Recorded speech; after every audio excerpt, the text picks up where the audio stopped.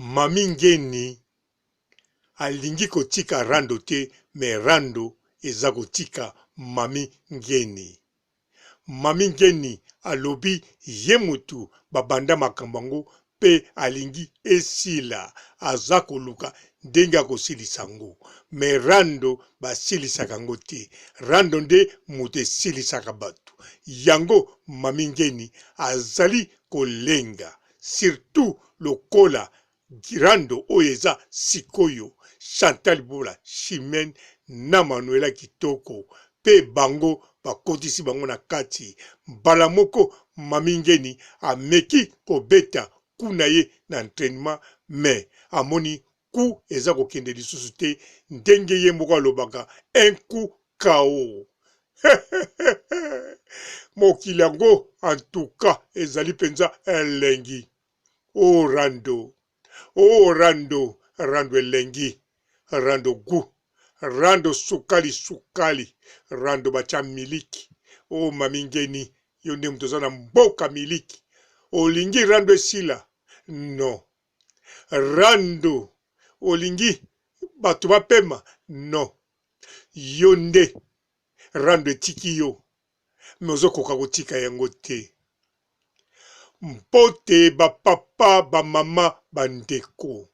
Mbote barando na barandonete.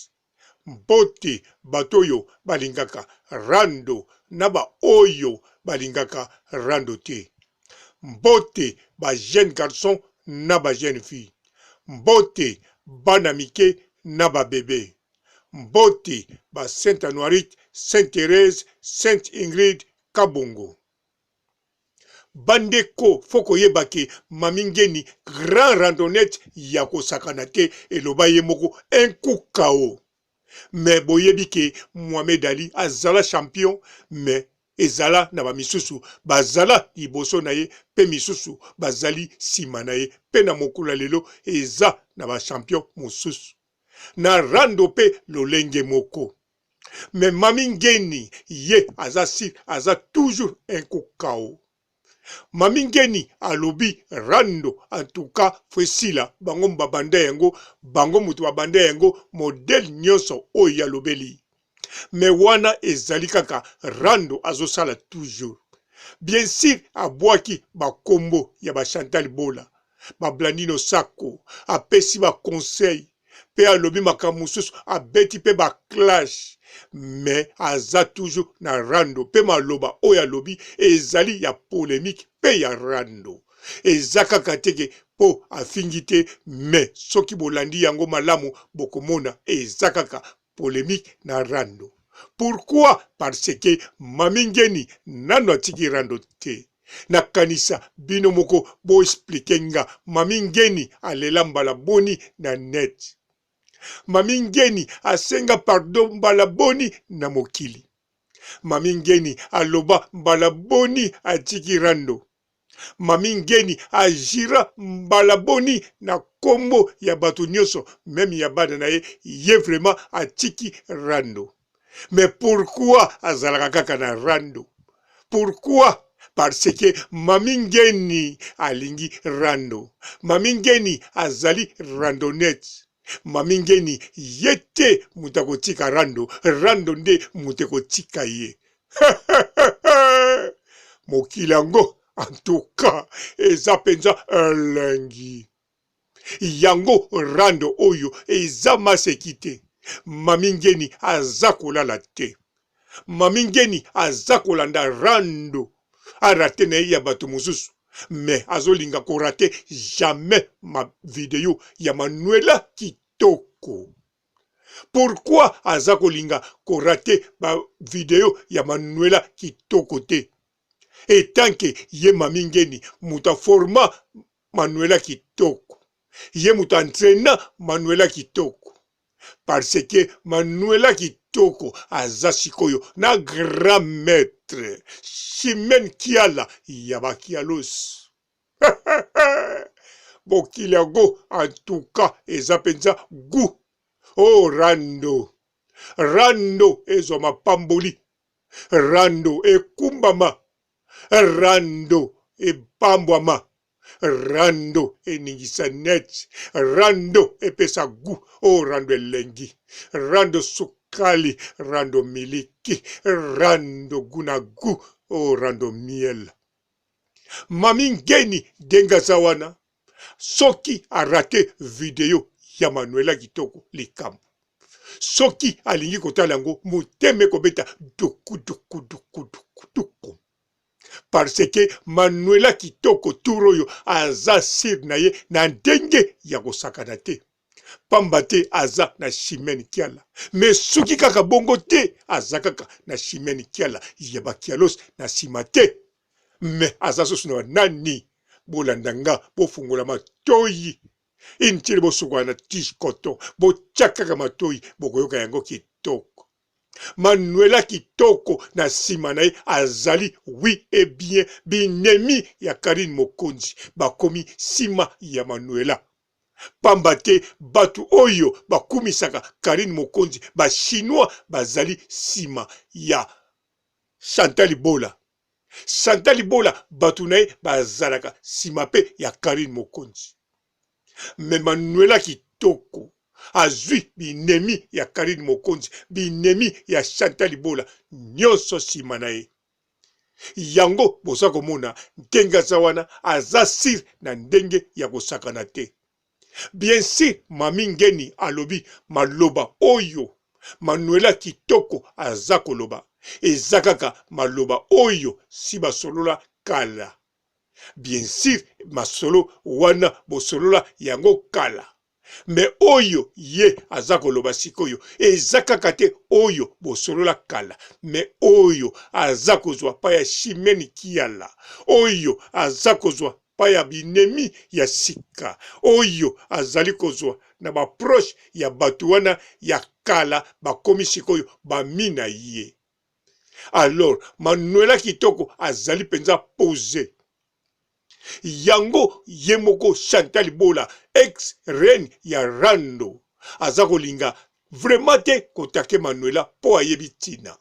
Yango azotake mbala moko Chimene Kiala yabakialos.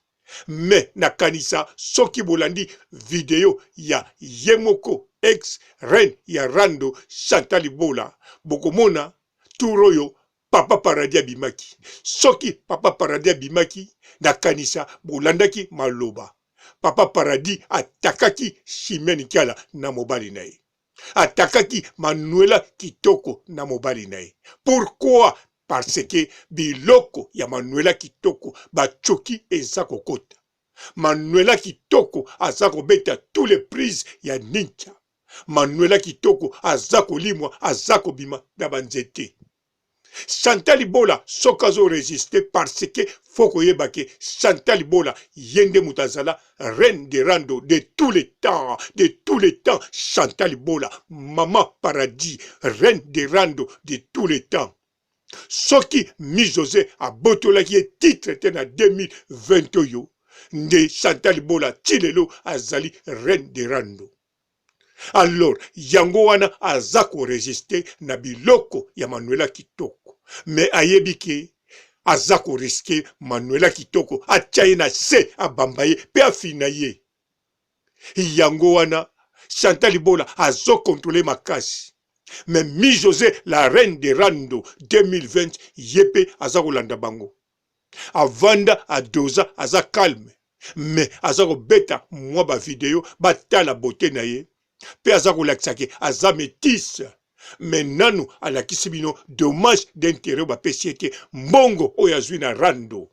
Bino mutu botunaka na Rando bozwaka nini. Mais oui, mi José a part pota azupe mbongo na mukanda parce que titre oyo a botoli na Chantal Bola ezalaki kaka ya mabete mais ezali na bonheur.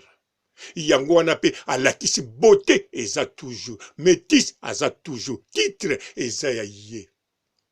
Mais Manuela Kitoko na Chantal Bola, en tout cas, mon côté na kanisa na 2021 akozwa titre wana. Bokoki ko gagner, to Manuela akoki ko gagner, mais titre nanoute parce que mi José na kanisa akowumela na titre wana. Yango Mami Ngeni ntenga za wana azali ya kobunga.